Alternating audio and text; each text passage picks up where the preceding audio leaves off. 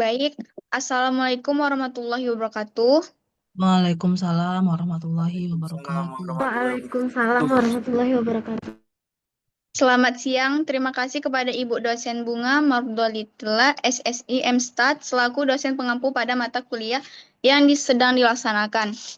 Perkenalkan, saya dari kelompok 1 yang beranggota 5 orang, yaitu saya sendiri sebagai moderator Miplatul Mawadah dengan NIM di 1C025099.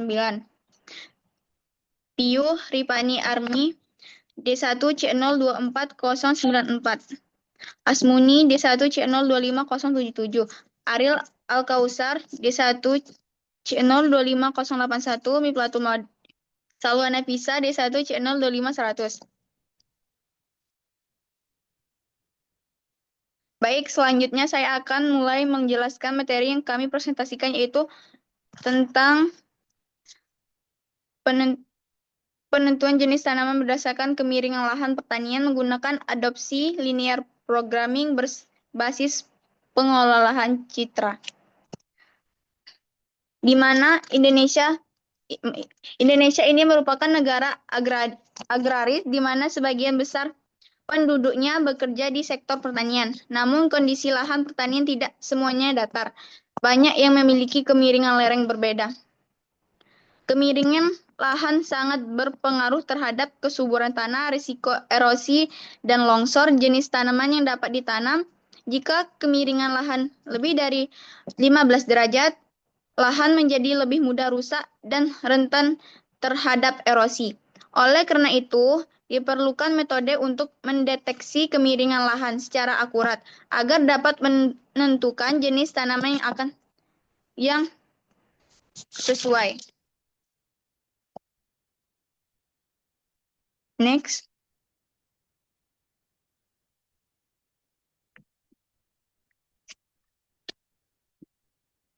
Adapun tujuan dari penelitian ini adalah mengembangkan prototipe sistem untuk mendeteksi kemiringan lahan, menghitung rotasi sudut lahan menggunakan konsep matematika, menentukan jenis tanaman yang sesuai berdasarkan kemiringan lahan. Dengan sistem ini diharapkan petani dapat mengelola lahan lebih optimal.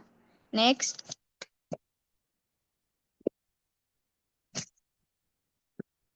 Kemiringan lahan adalah ukuran sudut antara permukaan tanah dengan bidang datar yang biasanya dinyatakan dalam derajat atau persen.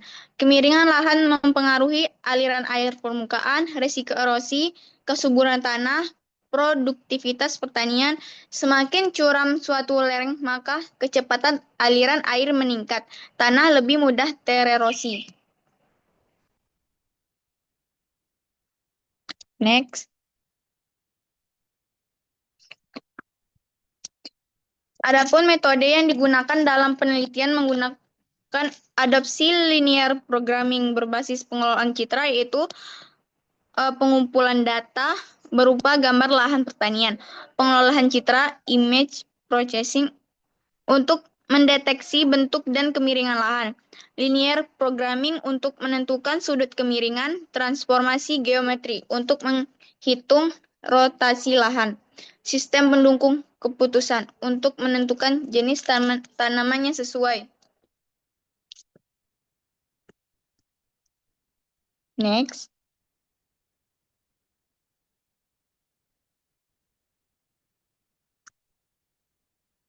Jadi adapun tahap kerja sistem dalam adopsi linear programming berbasis pengelolaan citra, yaitu pertama, input gambar lahan. Kedua, proses linearisasi mengubah gambar menjadi hitam putih.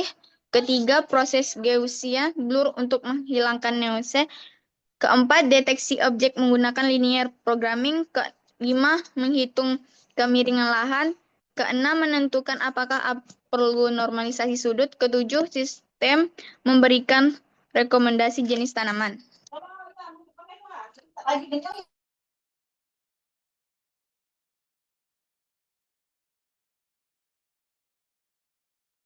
Nah, jadi penelitian ini menggunakan beberapa konsep matematika, yaitu linear programming, transformasi geometri, penghitungan sudut menggunakan fungsi trigonometri, Konsep ini digunakan untuk menghitung kemiringan, menentukan rotasi lahan, memperbaiki posisi lahan.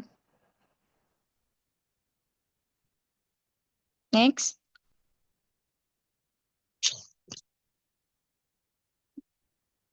Persamaan yang digunakan yaitu Y absen sama dengan X cos alpha dikurang Y sin alpha. Y absen sama dengan X sin alpha ditambah Y cos alpha. Di mana alpha adalah sudut rotasi, cos dan sin merupakan fungsi trigonometri. Persamaan ini digunakan untuk menghitung perubahan posisi titik setelah dilakukan rotasi pada gambar lahan. Next.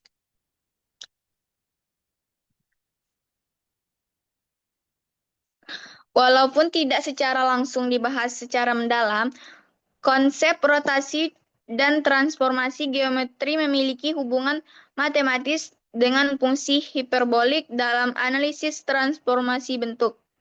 Fungsi hiperbolik sering digunakan dalam pemodelan bentuk permukaan, analisis kurva, simulasi perubahan bentuk permukaan tanah. Dalam konteks pertanian, konsep ini dapat membantu dalam pemodelan permukaan lahan yang tidak rata.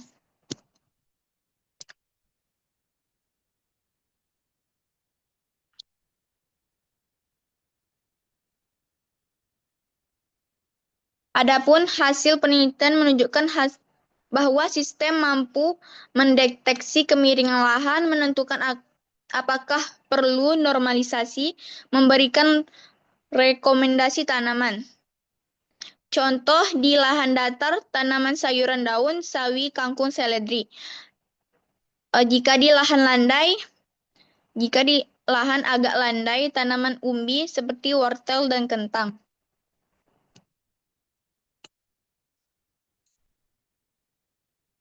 Next.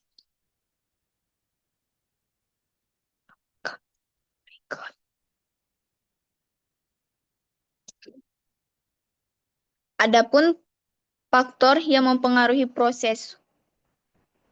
Waktu proses dipengaruhi oleh ukuran citra, semakin besar tinggi gambar dan lebar gambar, maka semakin lama waktu yang dibutuhkan untuk mendeteksi kemiringan, menentukan tanaman, melakukan normalisasi sudut. Next.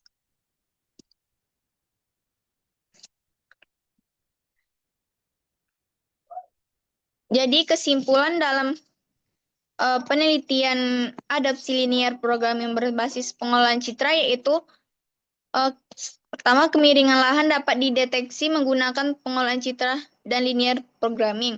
Kedua, fungsi trigonometri digunakan untuk menghitung rotasi dan perubahan posisi lahan. Ketiga, sistem mampu membantu menentukan jenis tanaman yang sesuai dengan kondisi lahan.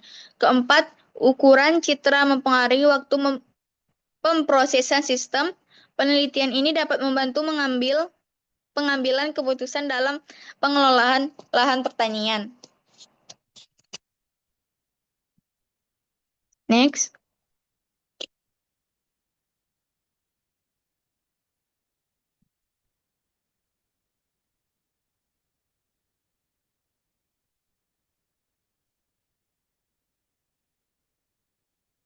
Jadi, dengan pemanfaatan teknologi pengelolaan citra dan konsep matematika seperti trigonometri, pengelolaan lahan pertanian dapat dilakukan secara lebih efektif, akurat, dan efisien. Sistem ini dapat menjadi alat bantu bagi petani dan konsultan pertanian dalam menentukan jenis tanaman yang sesuai dengan kondisi lahan.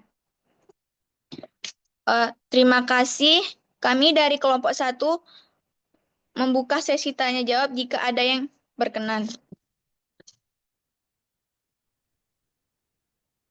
Ya, kita beri aplaus dulu buat kelompok 1 yang sudah mempresentasikan dengan baik dan mencari hubungan dari artikelnya tentang fungsi hiperbolik tadi ya, Ananda ya. Nah, jika ada dari teman-teman kelompok lain yang mau bertanya ke teman-teman dari kelompok 1, silakan.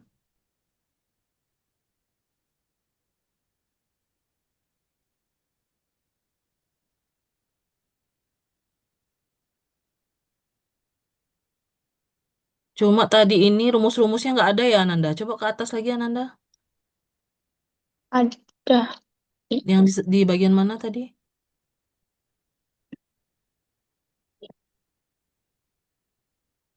Oh iya, anjir.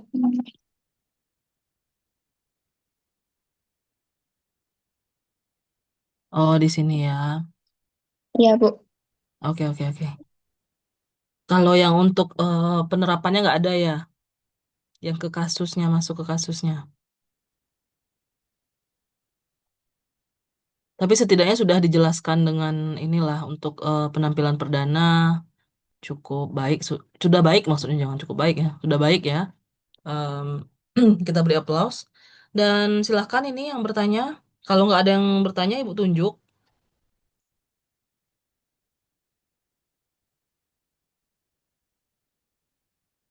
Izin bertanya, Ibu, dari kelompok berapa.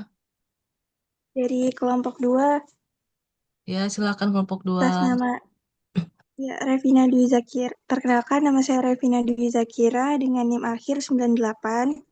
Izin bertanya kepada kelompok 1, mengapa dalam perhitungan rotasi lahan digunakan fungsi sinus dan kosinus, bukan fungsi trigonometri lain seperti tangen?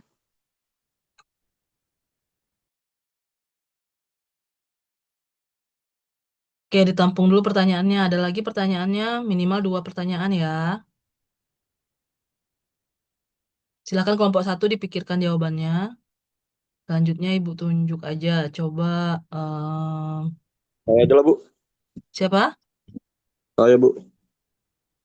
Oh iya, silakan. Baik, perkenalkan nama saya Muhammad Gusti Asai dengan NIM 1C025085 dari kelompok 3. Pertanyaannya, jika kondisi pencahayaan pada gambar lahan berbeda-beda, apakah hal tersebut dapat mempengaruhi hasil deteksi kemiringan?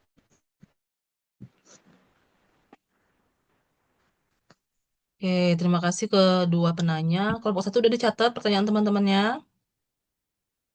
Sudah, Bu. Oke. Mau langsung dijawab atau perlu waktu sebentar?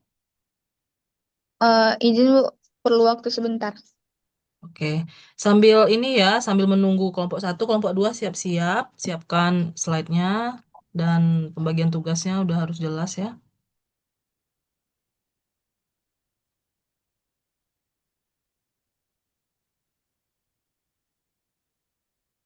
Oh iya, Ananda, ini nanti tolong dikumpul dalam satu G Drive ya, semua slide-nya untuk Ibu nilai lebih lanjut.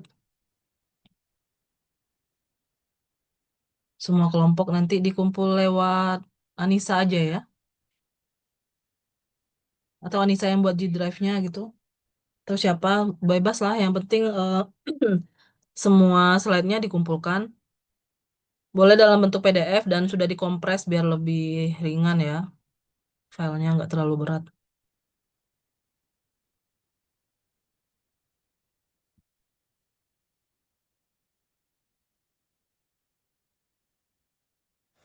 Baik, saya sama Vina izin menjawab dari Rafina, yaitu Putus-putus mengapa suaranya dalam Salwa. perhitungan Salwa putus-putus nih nge-lag nih kayaknya. Coba off cam dulu.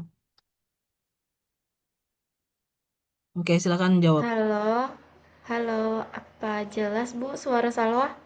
Nah, agak lumayan dikit. Mungkin karena ini Izin ya. off cam ya Ibu.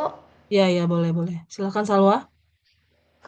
Jadi yang ditanya Revina yaitu mengapa dalam perhitungan rotasi lahan digunakan fungsi sinus dan kosinus, bukan malah fungsi trigonometri seperti tangen. Jadi, fungsi sinus atau sin dan kosinus atau cos itu digunakan karena kedua fungsi tersebut secara langsung berkaitan dengan perubahan koordinat titik pada bidang kartesius ketika terjadi rotasi. Dalam transformasi geometri, sin dan cos dapat menentukan posisi baru suatu titik setelah diputar terhadap titik pusat. Sementara itu, fungsi tangen lebih sering digunakan untuk menghitung perbandingan kemiringan sudut, bukan untuk menentukan perubahan koordinat titik setelah rotasi. Untuk Revina, apakah jawaban dari kami ada yang belum dapat dimengerti? Sudah dimengerti. Terima kasih Revina.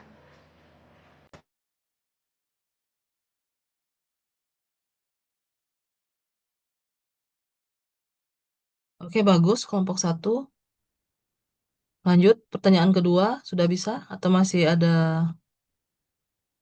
lagi didiskusikan jawabannya?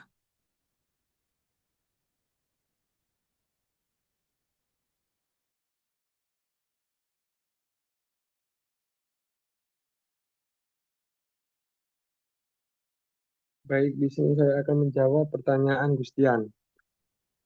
Jika kondisi pencahayaan pada gambar lahan berbeda-beda, apakah hal tersebut dapat mempengaruhi hasil deteksi kemiringan?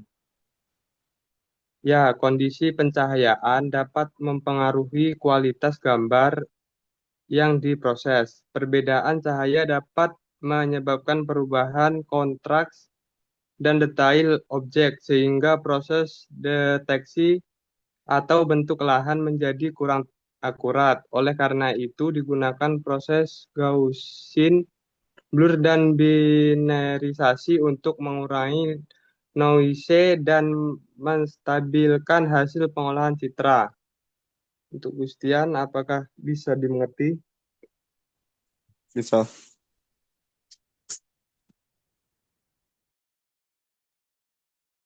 Terima kasih untuk semuanya. Demikian materi yang dapat kami sampaikan mengenai penentuan jenis tanaman berdasarkan kemiringan lahan pertanian menggunakan adopsi linear programming berbasis pengelolaan citra. Maaf apabila dalam penyampaian materi ini masih terdapat kekurangan. Akhir kata kami mengucapkan terima kasih atas perhatian yang telah diberikan. Wassalamualaikum warahmatullahi wabarakatuh. Waalaikumsalam warahmatullahi wabarakatuh. Terima kasih kepada kelompok 1 dan Miplatul Muawadah sebagai moderatornya. Kita beri aplaus sekali lagi buat kelompok 1. Dan selanjutnya dipersilakan moderator kelompok 2 dan operatornya untuk share screen. Ini nanti tanggapan Ibu terakhir aja ya untuk semua kelompok.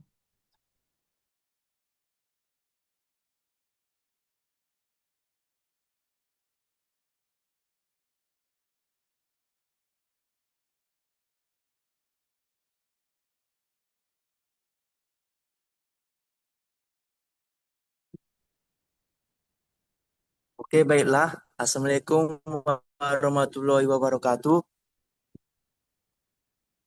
Waalaikumsalam warahmatullahi wabarakatuh. Waalaikumsalam warahmatullahi wabarakatuh.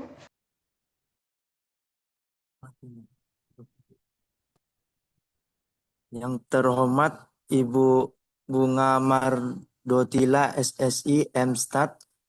Di sini saya akan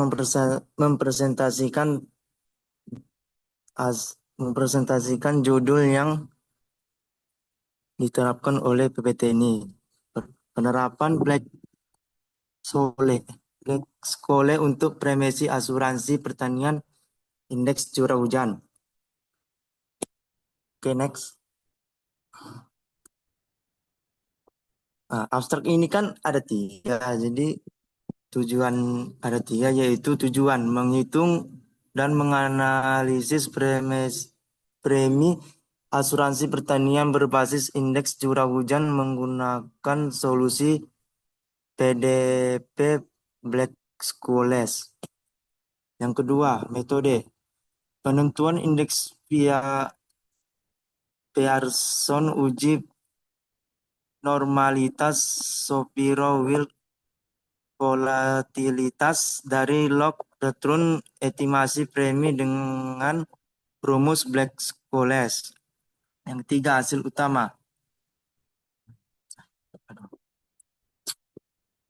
D2 sama dengan 2,303 N buka kurung negatif D2 tutup kurung sama dengan 0,11 premi sama dengan rupiah 83.080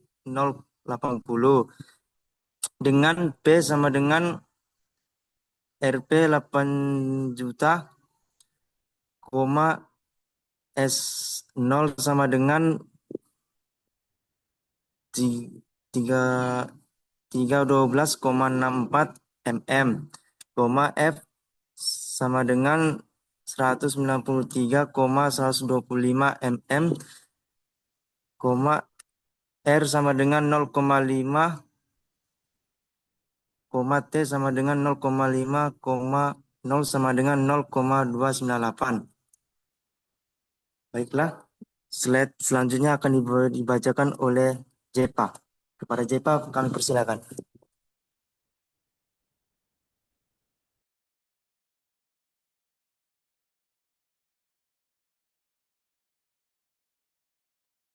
Oke, selanjutnya saya akan menjelaskan latar belakang dan motivasi. Sektor pertanian rentan terhadap variabilitas cuaca. Lampung Selatan sering berdampak curah hujan ekstrim yang menurunkan produktivitas padi. Asuransi indeks curah menawarkan klaim berbasis parameter cuaca, lebih cepat dan efisien, tetapi membutuhkan model premisi dan adil berbasis data. Oke, selanjutnya.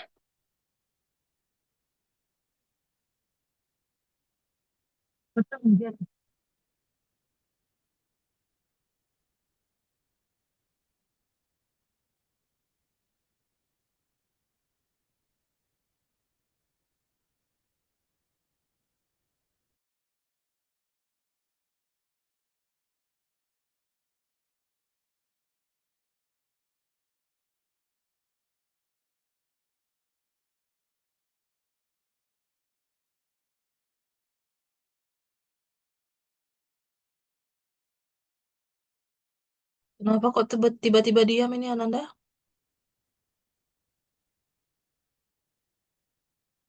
Mohon maaf, ini slide sebelumnya yang di bagian tujuan penelitian. Nah, ini nih.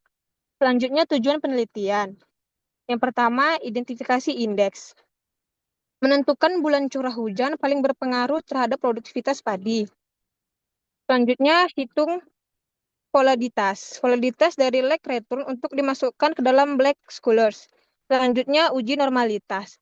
Verifikasi asumsi distribusi normal data. Dan terakhir itu estimasi premi. Hitung premi dan analisis sensitivitas terhadap perubahan fasilitas. Oke, saya kembalikan ke moderator.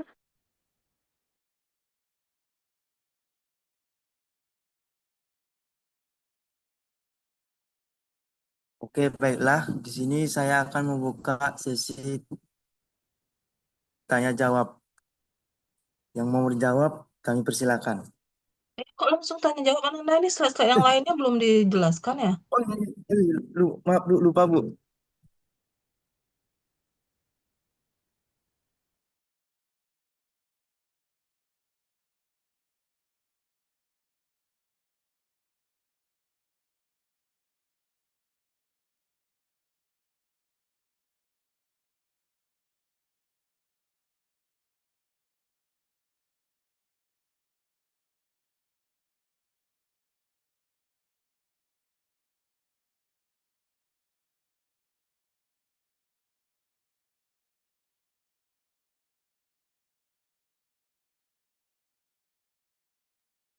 Ya, silakan dilanjutkan.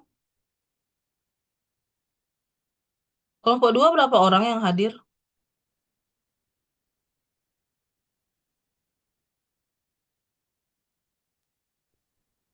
Izin Ibu untuk slide selanjutnya Pak bisa dilanjut.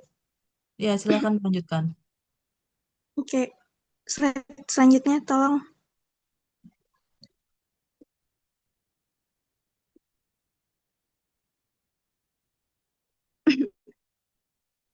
Kajian teori inti.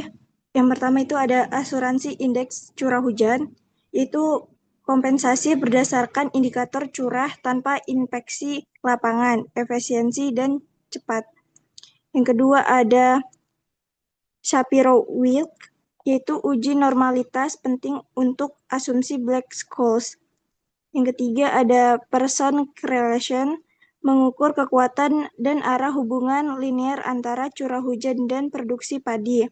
Black scholes atau PAT itu premi diasuransikan sebagai harga opsi jual, yaitu P sama dengan K dikali E pangkat negatif R dikali buka kurung T dikurang T dikali N dari negatif D2 dikurangi S sub T dikali N dari negatif D1. D2. Maaf, Bu. Next, selanjutnya.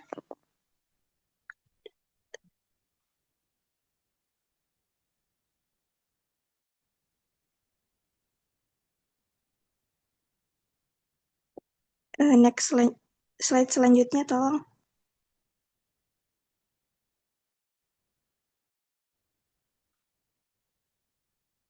Persamaan dan variabel. Rumus penting yang digunakan dalam penelitian Black School adalah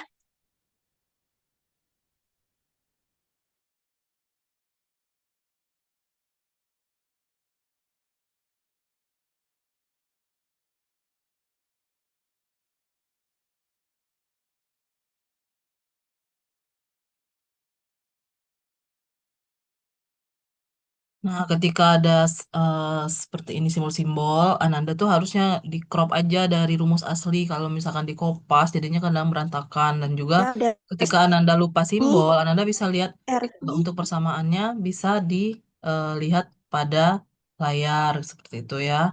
Cuma ini kayaknya perlu Ananda cek lagi nih ya rumus preminya ini ke apa ini ke ada topi. Kalau makna simbol ini kan yang topi kayak gini kan pangkat artinya ya. Nah, coba lagi Ananda cek lagi rumusnya. Saran Ibu, ketika nanti mengumpulkan di G Drive, kelompok 2 itu diperbaiki dulu ya. Balik ke artikel asli, buka PDF-nya, crop, ambil yang pas rumusnya emang di crop gitu. Jadi daripada salah-salah mengkopas gitu ya. Oke, lanjutkan Ananda. Kenapa di ini? Kenapa dikeluarkan di stop share?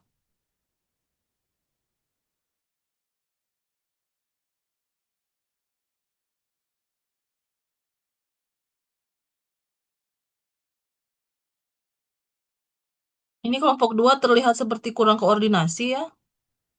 Jadi tersendat-sendat ini presentasinya.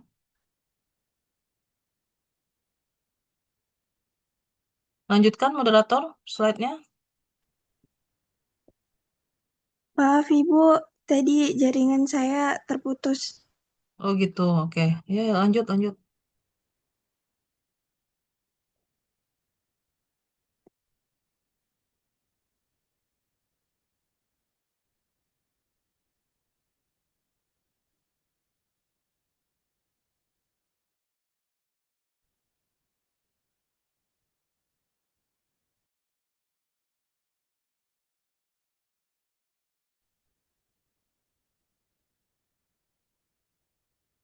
Izin Bu, bertanya ada share screen-nya nggak Ibu? Soalnya di saya nggak ada. Nggak ada, nggak ada. Oke Ibu.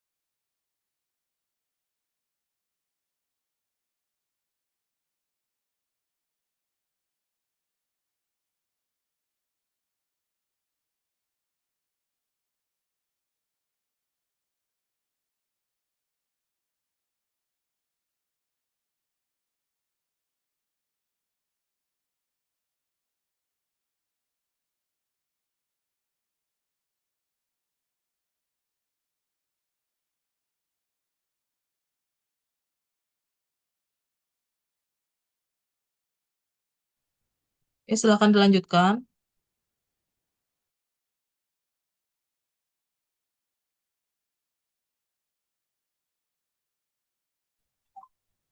Izin melanjutkan.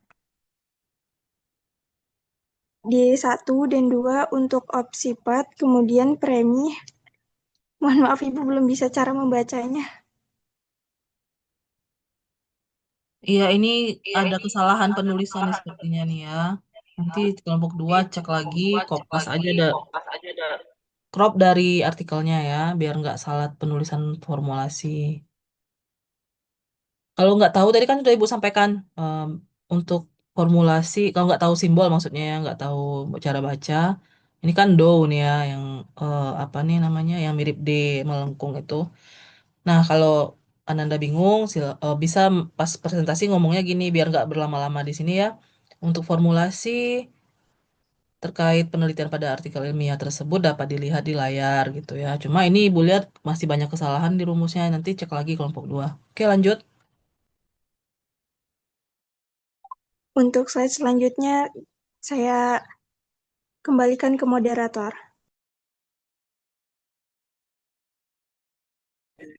Oke, izin menjelaskan. Sini saya akan menjelaskan tentang data dan metode.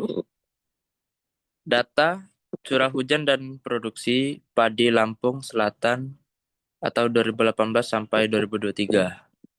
Sampel fokus bulan Januari atau korelasi tertinggi.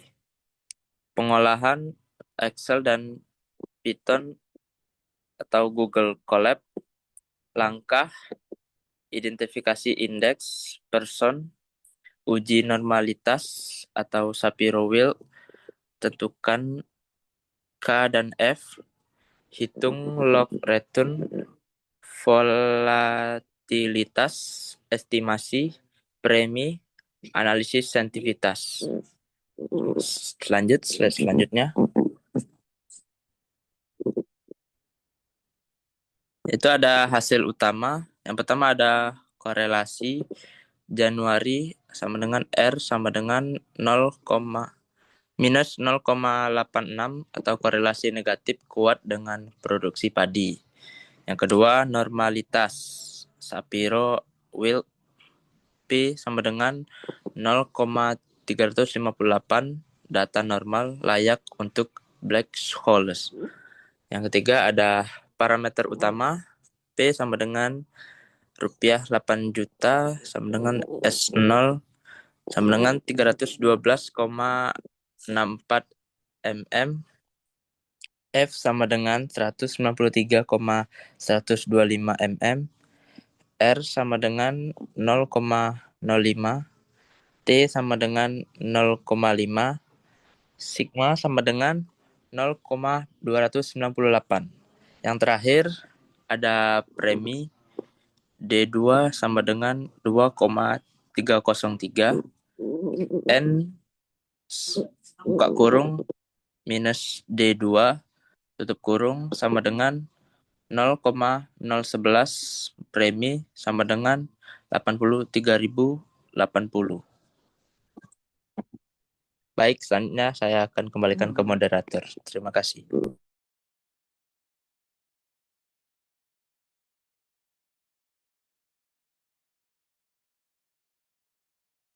Baik, saya akan menyampaikan materi selanjutnya, yaitu sensitivitas dan implikasi.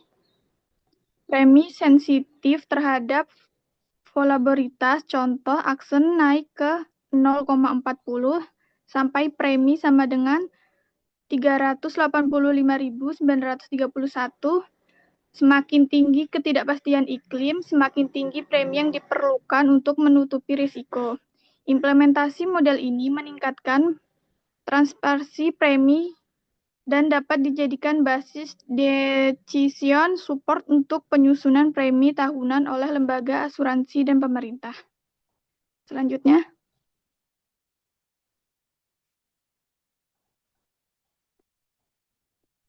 Kesimpulannya yaitu premi terhitung Rp83.080, polaritas rata-rata indeks threshold, nilai pertanggungan, suku bunga, dan masa tanam memenuhi premi.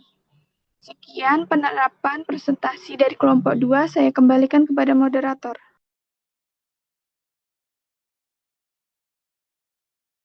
Oke, baiklah. Di sini saya akan membuka sesi tanya jawab.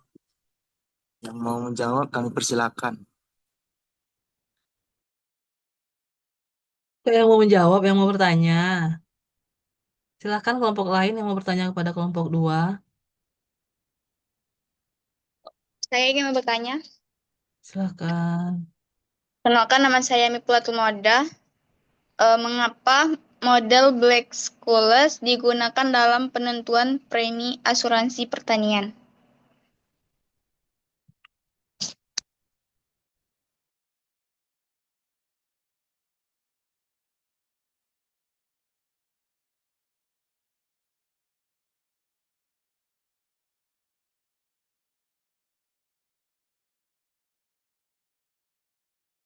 Apakah ada yang mau bertanya lagi?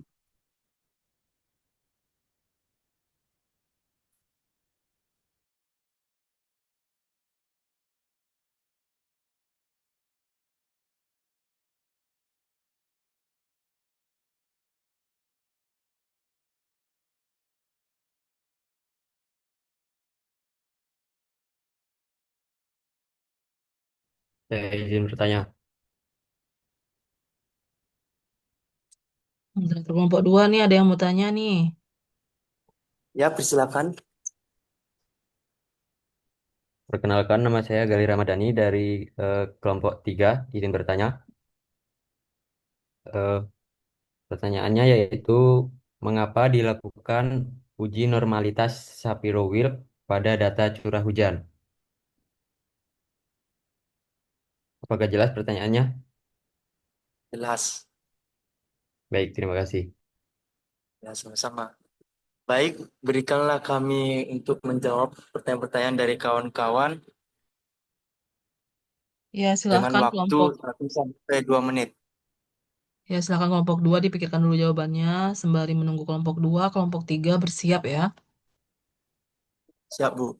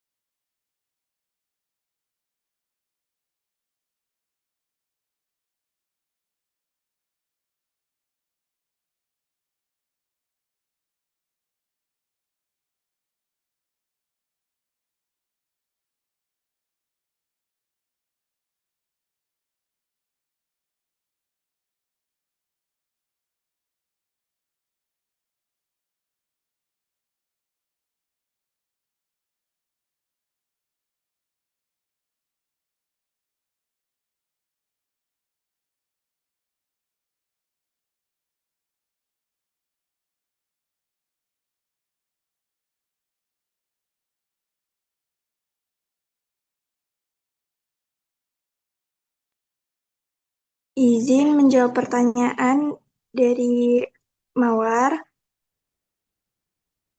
Mengapa model Black-Scholes digunakan dalam penentuan premi asuransi pertanian? Yaitu karena model Black-Scholes dapat digunakan untuk menghitung nilai risiko seperti pada opsi keuangan, sehingga dapat membantu menentukan premi asuransi berdasarkan tingkat ketidakpastian, volatilitas, yaitu curah hujan. Apakah bisa diterima? Baik, terima kasih.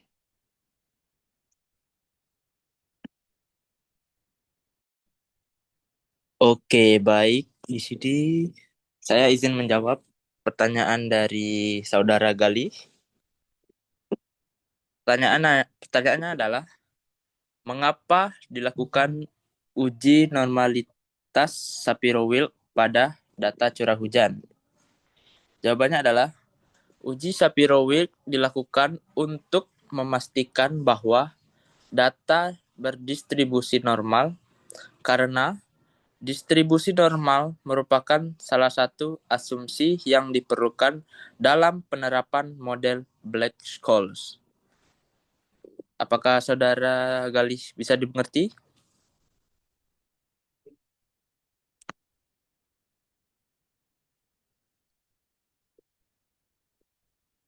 Sudah Yang jelas, nanya, Saudara Galih? yang nanya kemana ini? Ya mungkin Ibu tambahin kalau dalam Black Scholes ini kan masuknya ranah aktuaria. Aktuaria itu ada perpaduan statistika dengan matematika keuangannya ya.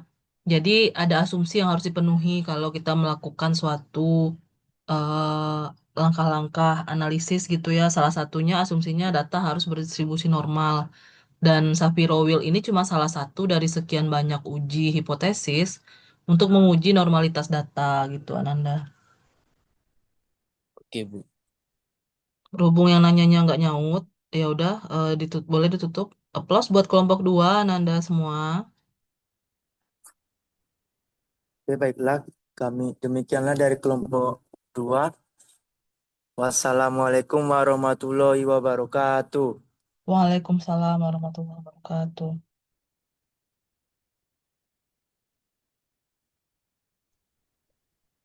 Assalamualaikum warahmatullahi wabarakatuh. Selamat siang. Waalaikumsalam Waalaikumsalam warahmatullahi wabarakatuh. Waalaikumsalam warahmatullahi wabarakatuh.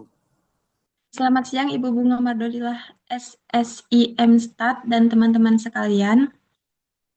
Pada kesempatan kali ini kami kelompok 3 akan mempresentasikan materi tentang penerapan kalkulus diferensial dalam model pertumbuhan populasi dan dinamika ekosistem. Melalui presentasi ini kita akan melihat bagaimana kalkulus dapat digunakan untuk memahami perubahan yang terjadi di alam, khususnya perubahan jumlah populasi makhluk hidup. Next.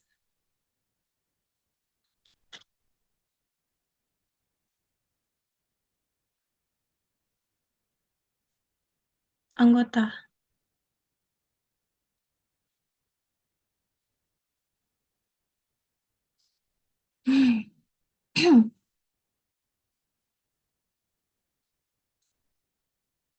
Next. Nah,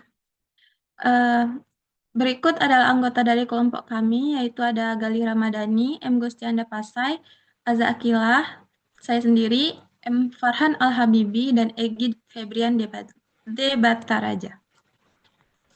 Next.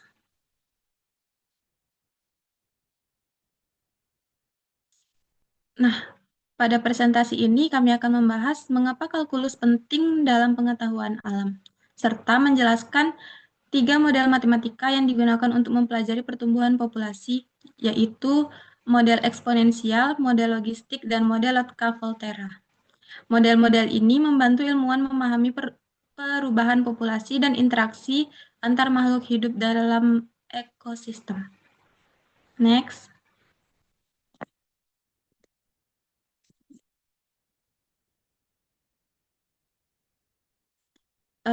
Coba kita bayangkan bagaimana ilmuwan mengetahui apakah jumlah rusa di hutan akan bertambah atau berkurang.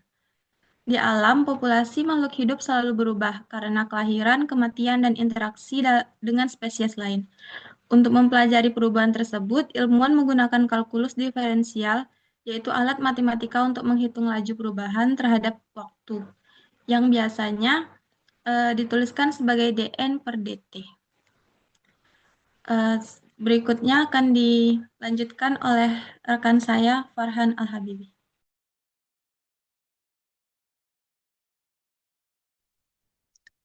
Baik, saya akan melanjutkan presentasi dari Azza.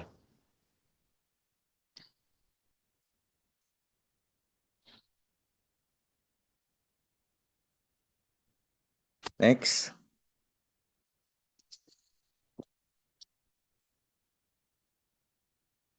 Model eksponensial. Model pertumbuhan eksponensial adalah model yang paling sederhana dan sering digunakan untuk menggambarkan pertumbuhan populasi yang tidak terbatas, yang hanya dipengaruhi oleh laju kelahiran dan kematian, surga yang tak terbatas.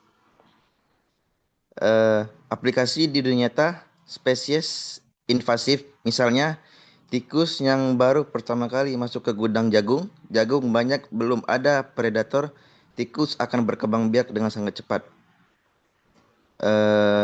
Rumusnya DN sama dengan, maaf Bu, belum bisa membaca rumus. Di mana, oke, Itu kan DN per DT sama dengan RN, kenapa nggak bisa Nanda? Tapi ini penulisan per seperti ini kurang disarankan ya, harusnya garis garis nggak putus-putus ya. Bu. Tadi sekali lagi Ibu ingatkan ke semua kelompok kalau ketika Ananda ketemu formulasi yang rumit dan panjang, Ananda cukup bilang gini, untuk formulasinya bisa dilihat di layar gitu ya. Jangan bilang, mohon maaf Bu, tidak bisa membaca rumus, nggak gitu ya. Oke, silakan lanjut.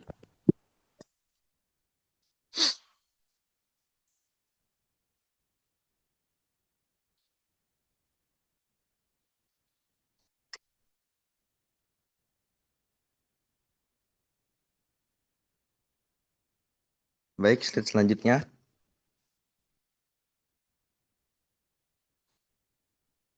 Model pertumbuhan logistik. Sebagai respon ilmuwan terhadap keterbatasan yang ada pada model eksponensial, model pertumbuhan logistik dikembangkan untuk memperhitungkan kapasitas lingkungan. Dengan rumus yang bisa kita lihat di layar, aplikasi dalam dunia nyata. Populasi ikan di danau, awalnya ikan bertambah cepat, tapi semakin banyak ikan, makanan semakin terbatas, ruang semakin sempit, pertumbuhan melambat, akhirnya stabil di angka tertentu. Baik, selanjutnya akan dilanjutkan dengan rekan saya, Egi.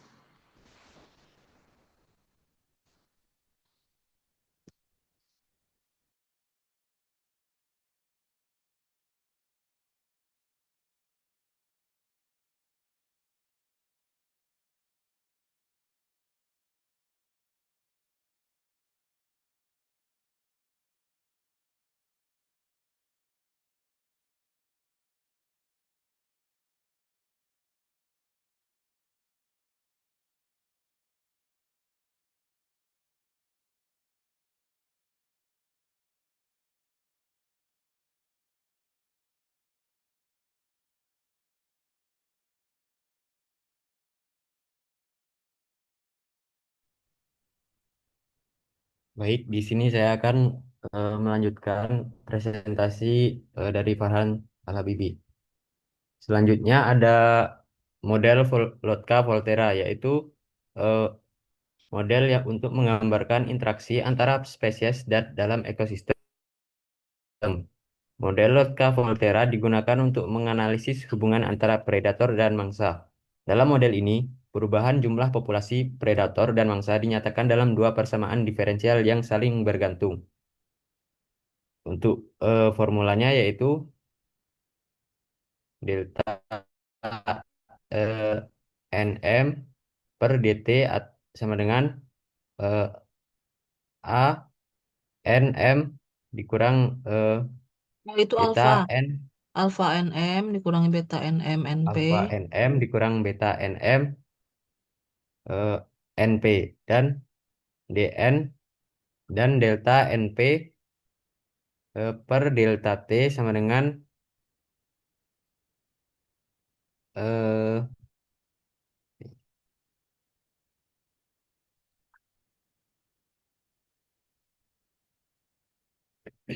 sebentar Ibu. Delta dan gamma itu kan. Delta NM NP.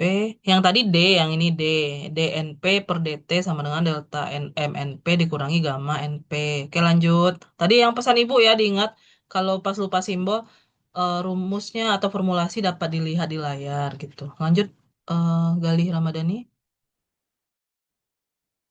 Baik Bu. Di mana NM adalah jumlah mangsa, NP sama dengan jumlah predator, alpha laju kelahiran mangsa, beta laju predasi, dan dalam menjadi predator sama dengan laju kematian predator. Aplikasi dalam dunia nyata untuk model Lotka-Volterra yaitu di sini dapat diketahui hama alami karena bisa atau alami untuk memakan hama tanaman tanpa pestisida. Peneliti menyebut model ini tidak bisa menangani kompleksitas ekosistem yang dinamis. Banyak faktor yang dapat mempengaruhi ekosistem tersebut, seperti bencana alam, perubahan iklim, polusi, dan model ini terlalu sederhana untuk ekosistem tersebut.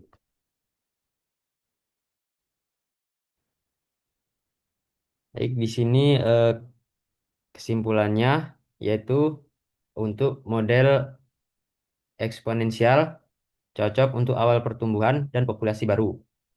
Eh, dan kelemahannya untuk model eksponensial tidak terbatas dan tidak nyata. Untuk model logistik cocok untuk populasi di lingkungan terbatas dan kelemahannya diabaikan faktor eksternal.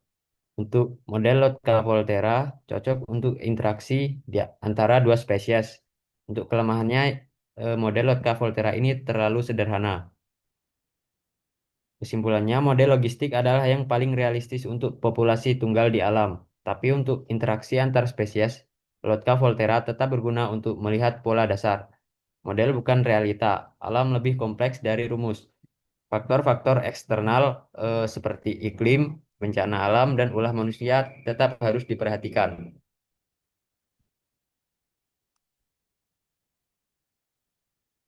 Baik, saya kembalikan kepada moderator. Baiklah, kami buka sesi tanya jawab. Apakah ada yang ingin bertanya?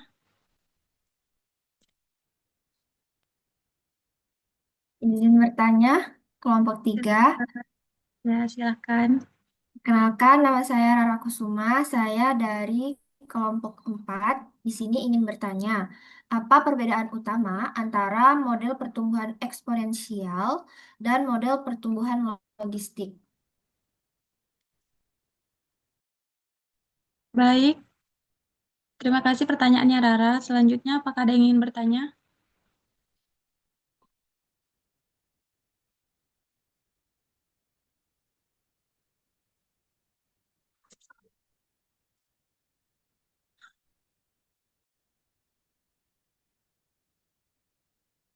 Apakah masih ada?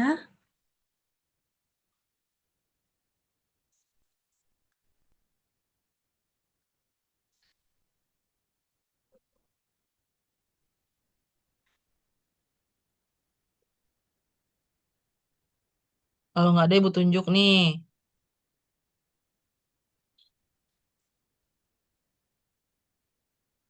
Kemana nih pada pada ini live Zoom ya?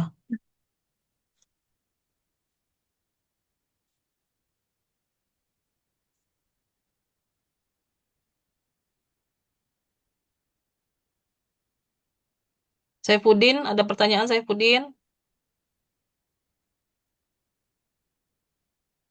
Ada, Bu. Oke, silakan.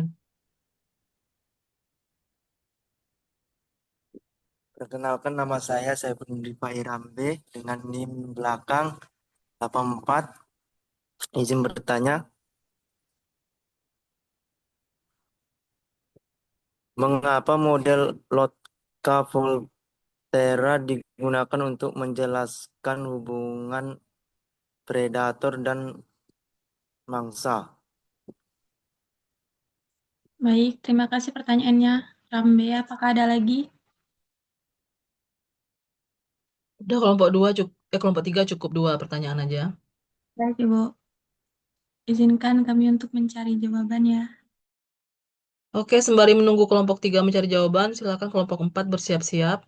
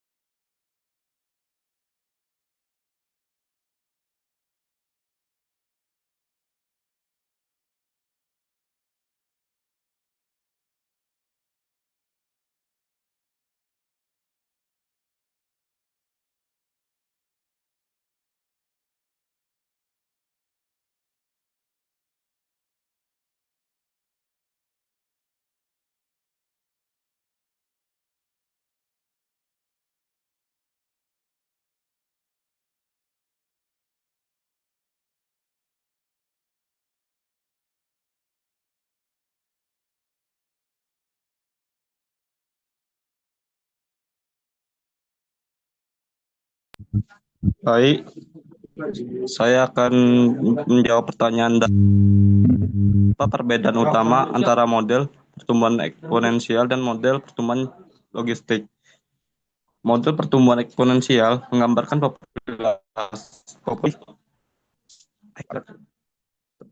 pertumbuhan populasi yang tumbuhnya sangat cepat tanpa adanya batas dari lingkungan, seperti makanan, ruang, atau predator. Pertumbuhan ini terus meningkat karena laju pertumbuhan hanya bergantung pada jumlah populasi saat itu.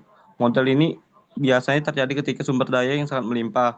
Sebaliknya, model pertumbuhan logistik mempertimbangkan adanya batas lingkungan, carrying capacity, kapasitas daya dukung.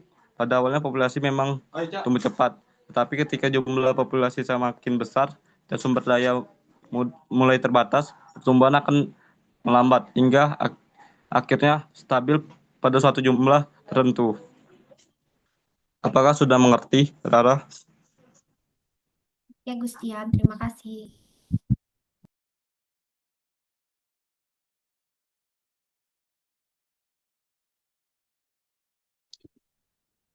Baik, menjawab Rambi. Mengapa level tidak digunakan? Jadi model cara digunakan dalam interaksi populasi Egi, nge-lag itu putus-putus suaranya, di off cam aja nggak apa-apa. Ulangi dari awal. Tadi nggak kedengaran, nggak jelas apa jawabannya.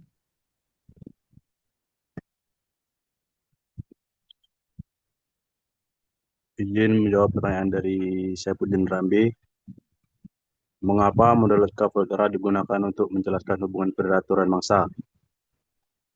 Jadi, model Kapoltera itu digunakan untuk menggambarkan interaksi antara dua populasi yang saling mempengaruhi, yaitu predator dan mangsa. Dalam model ini, jika jumlah mangsa meningkat, maka predator juga akan meningkat, karena lebih banyak mendapat makanan. Dan jika jumlah predator terlalu banyak, maka mangsa akan berkurang karena dimakan. Ketika mangsa berkurang, predator juga akan menurun karena kekurangan makanan. Akibatnya, populasi predator dan mangsa akan mengalami naik turun secara berkala. Model ini membantu ilmuwan memahami dinamika ekosistem, misalnya dalam pengendalian hama alami di pertanian tanpa pestisida. Apakah bisa dimengerti, Rambi? Bisa, Egi. Yap.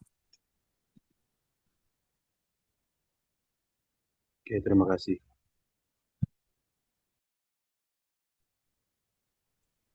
Aplaus Baiklah, buat kelompok 3. Ya, lanjut moderator. Baiklah, demikian presentasi yang dapat kami sampaikan. Terima kasih atas perhatiannya. Wassalamualaikum warahmatullahi wabarakatuh. Waalaikumsalam warahmatullahi wabarakatuh. Warahmatullahi wabarakatuh. Aplaus buat kelompok 3 yang telah menjawab pertanyaan dengan baik. Tadi presentasinya juga baik ya. Sangat baik.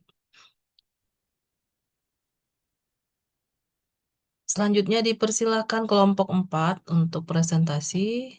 Moderatornya siapa? Baik, Bu, langsung saja. Oke, Rara ya. Silakan, Rara. Assalamualaikum warahmatullahi wabarakatuh. Waalaikumsalam warahmatullahi wabarakatuh. Selamat siang menjelang sore, Ibu Bunga Mardotila, SSI, MStat, serta teman-teman semuanya. Perkenalkan, nama saya Rara Kusuma dari kelompok 4 yang pada kesempatan siang hari ini bertugas sebagai moderator dalam presentasi mata kuliah kalkulus. Pada presentasi kali ini, kelompok kami akan membahas tentang penerapan metode double exponential smoothing pada produksi tanaman pangan. Metode ini digunakan untuk melakukan peramalan berdasarkan data sebelumnya, sehingga dapat membantu memperkirakan produksi pangan di masa mendatang. Di sini ada beberapa anggota kelompok kami. Ada saya sendiri, Rara Kusuma, kemudian ada Zulfalila, Pevri Ijani, Wawan Asepra, dan Anissa Oktaviani. Baik, tanpa berlama-lama lagi, saya akan mempersilahkan kepada pemateri dari kelompok 4 untuk menyampaikan materi presentasinya. Terima kasih dan selamat menyimak. Baik, di sini saya akan menyampaikan pendahuluan terlebih dahulu. Indonesia merupakan negara agraris dengan sektor pertanian yang sangat penting dalam memenuhi kebutuhan pangan masyarakat. Namun, produksi tanaman pangan sering tidak stabil setiap tahun, sehingga menyulitkan pemerintah dalam menentukan kebijakan ketahanan pangan. Oleh karena itu, diperlukan metode peramalan untuk memprediksi produksi tanaman pangan di masa mendatang. Adapun latar belakang dari rumusan masalah penelitian ini adalah pertama, produksi tanaman pangan yang tidak menentu setiap tahun. Yang kedua, kesulitan Badan Ketahanan Pangan dalam memprediksi produksi di masa depan. Oleh karena itu, dibutuhkan metode yang dapat memberikan peramalan yang akurat untuk membantu pengambilan kebijakan. Adapun tujuan dari penelitian ini adalah yang pertama menerapkan metode double exponential smoothing hold, yang kedua memprediksi jumlah produksi tanaman pangan di masa mendatang, yang ketiga membantu Badan Ketahanan Pangan dalam perencanaan kebijakan pangan. Lanjut.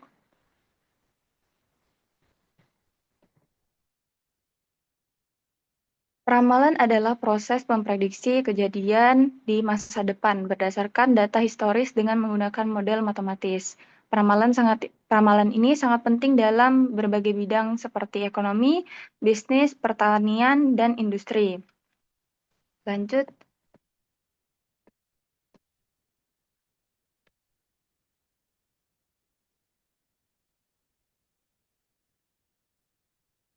Double exponential smoothing hold adalah metode peramalan yang digunakan untuk data yang memiliki tren. Metode ini menggunakan dua parameter. Yang pertama itu alpha untuk pemulusan data, yang kedua beta untuk pemulusan tren. Metode ini dinilai memiliki tingkat akurasi yang baik dalam peramalan data yang memiliki pola tren. Materi selanjutnya akan disampaikan oleh Zulfalila. Baiklah, saya akan menjelaskan tentang metode double exponential smoothing hold. Ramalan dari pemelusan eksponensial linear hold didapat dengan menggunakan tiga persamaan, yaitu lihat di layar ya teman-teman. Di situ metodologi penelitian, langkah-langkah penelitian. Yang pertama, studi linear, yang kedua analisis kebutuhan, dan yang ketiga perancangan sistem, yang keempat implementasi sistem, yang kelima pengujian dan evaluasi sistem, dan yang terakhir pemeriksaan kesimpulan. Oke, next. Result. Data yang digunakan produksi padi 1993 sampai 2014. Yang pertama, metode double exponential smoothing hold, dan yang kedua, parameter terbaik. Yang ketiga, delta alpha sama dengan 0,46, B sama dengan 0,26, nilai error PE sama dengan 2,22%. Kesimpulan, metode ini cukup akurat untuk meramalkan produksi tanaman pangan. Next. Kesimpulan, berdasarkan pengujian metode double exponential smoothing hold, sistem peramalan dapat digunakan untuk memprediksi jumlah produksi tanaman pangan di Jawa Timur sehingga membantu badan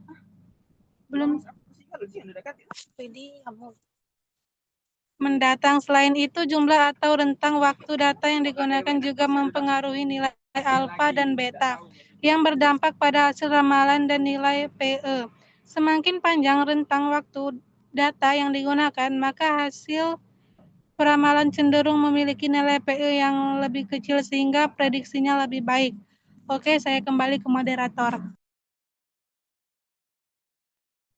Baik, terima kasih kepada pemateri atas penyampaian materinya. Selanjutnya kita memasuki sesi tanya jawab. Kepada teman-teman, jika ada pertanyaan yang ingin ditanyakan, silahkan untuk memberikan pertanyaan.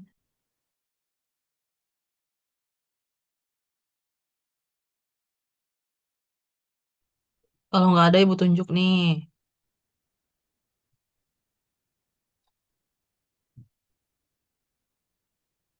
Alif, silakan Alif. Alif Hikmal.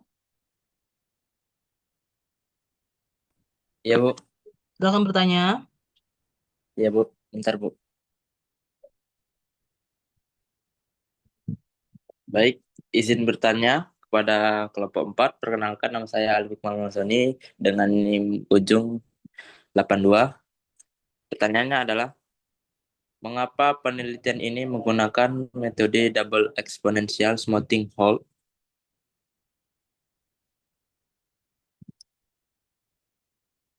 Baik, terima kasih Alif pertanyaannya.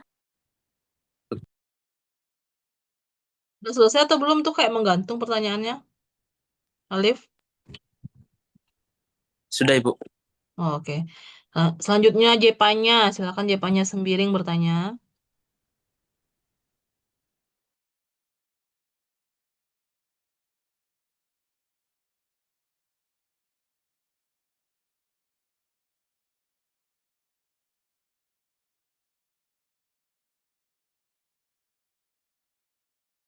Jepanya Sembiring, silakan bertanya.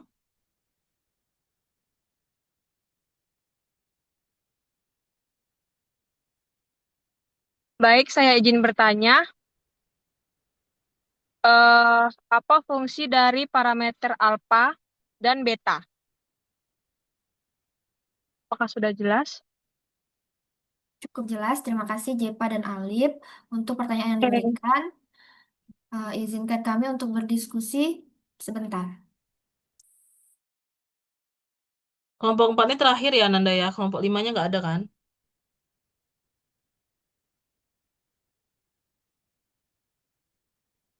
Iya, Bu. Kelompok terakhir, Bu. Oke, kita tunggu jawaban dari kelompok 4.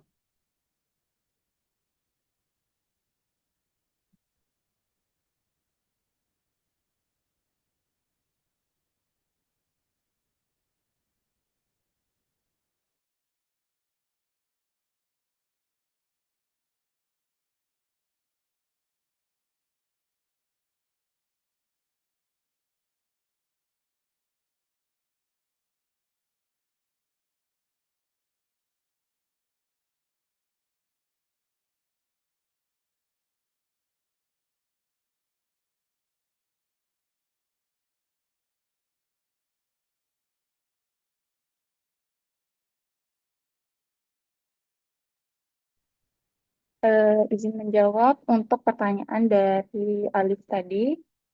Mengapa penelitian ini menggunakan metode double exponential smoothing hole? Jawabannya itu karena metode double exponential smoothing hole itu cocok digunakan data yang memiliki pola tren atau cenderung naik turun dari waktu ke waktu. Selain itu, metode ini juga mampu memberikan hasil peramalan yang cukup akurat karena menggunakan dua parameter, yaitu alfa atau pemulusan data dan beta untuk pemulusan tren. Apakah bisa diterima, Alif? Oke, bisa. Terima kasih. Ya, sama-sama.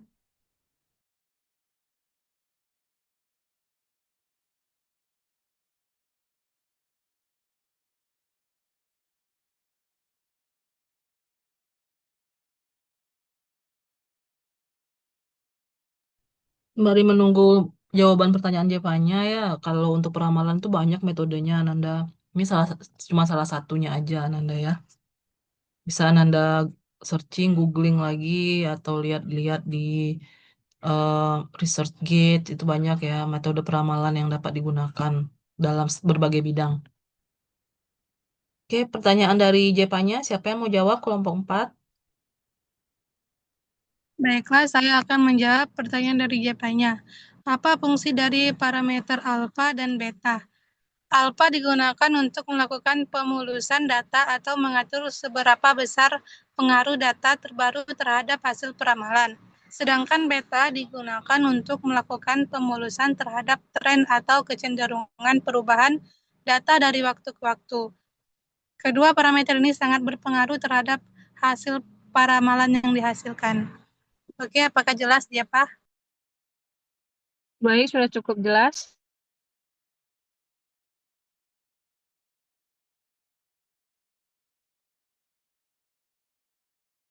Oke, terima kasih kepada yang sudah bertanya dan yang menjawab. Silakan moderator kelompok 4 ditutup.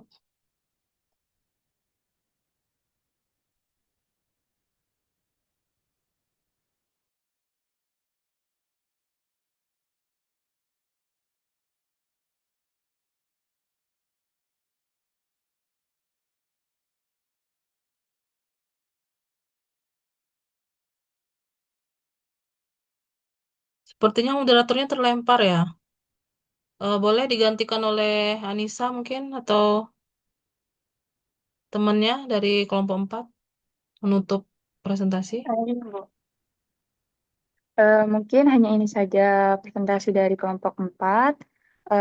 Terima kasih atas perhatiannya semua. Saya akhiri. Wassalamualaikum warahmatullahi wabarakatuh. Waalaikumsalam warahmatullahi wabarakatuh. Aplaus ya buat kelompok 1 sampai dengan kelompok 4. Ibu berterima kasih Ananda mau Zoom untuk siang hari ini di bulan puasa, lagi persiapan Lebaran dan ada yang lagi di perjalanan.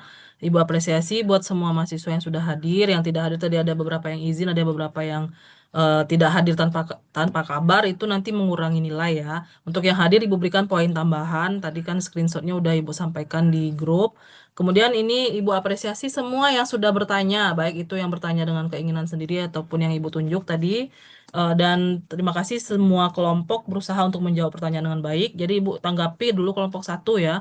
Kelompok 1 ini di sini slide presentasinya menarik. Presentasi kelompok disampaikan dengan baik. Tiap slide dijelaskan dengan detail. Kemudian pembagian tugasnya sudah proporsional untuk tiap anggota kelompok.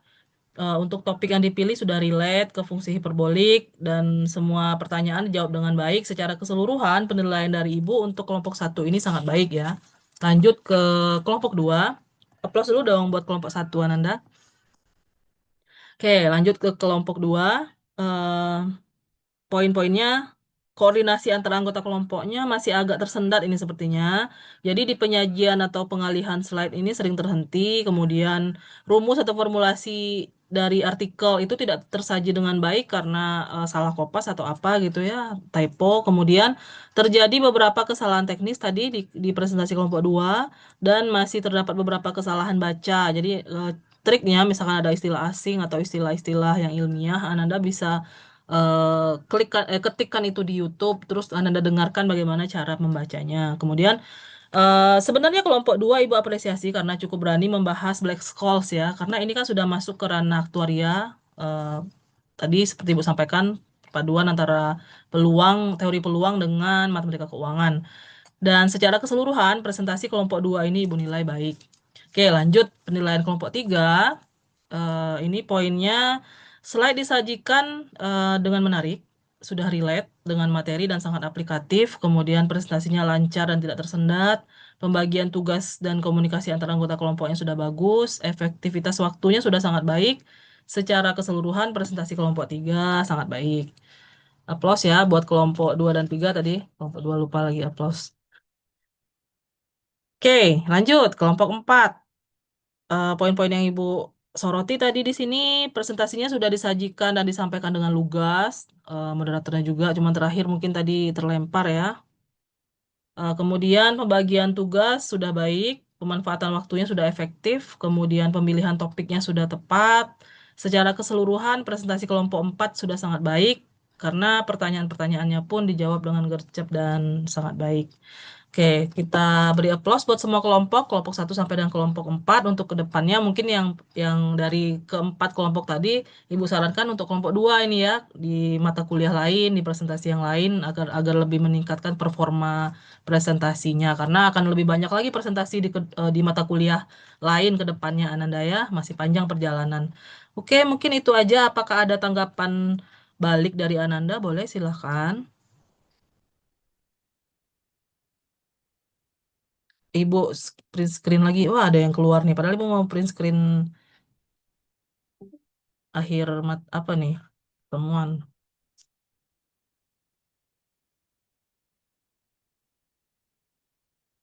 Oke, silakan Ananda kalau ada tanggapan.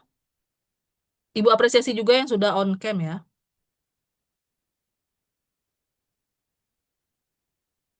Ada tanggapan? Saifuddin ada? Zulfalila, ada tanggapan?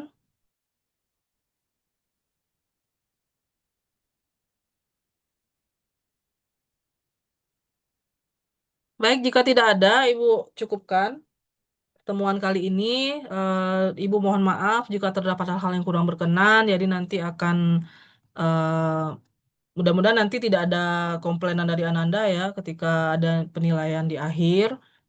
Tapi masih ada, mudah-mudahan masih ada waktu kalau Ibu mepet apa namanya mengupload, ya berarti Ananda nggak ada waktu untuk komplain ya. Mudah-mudahan bisa H-3 lah Ibu upload sebelum deadline untuk nilai ya. Tapi kan masih lama ini berapa pertemuan lagi ya.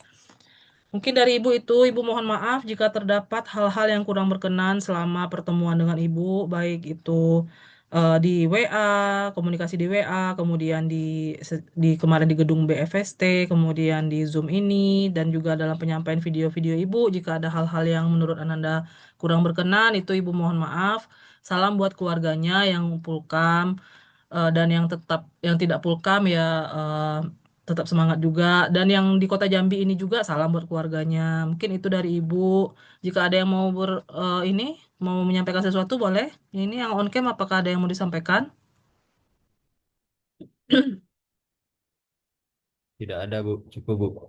Oke, baik. Terima kasih semuanya sekali lagi. Ibu apresiasi kembali semuanya dan selamat sore, udah sore ya. Selamat sore. Wassalamualaikum warahmatullahi wabarakatuh. Waalaikumsalam warahmatullahi wabarakatuh. Terima kasih, Bu. Sama-sama semua.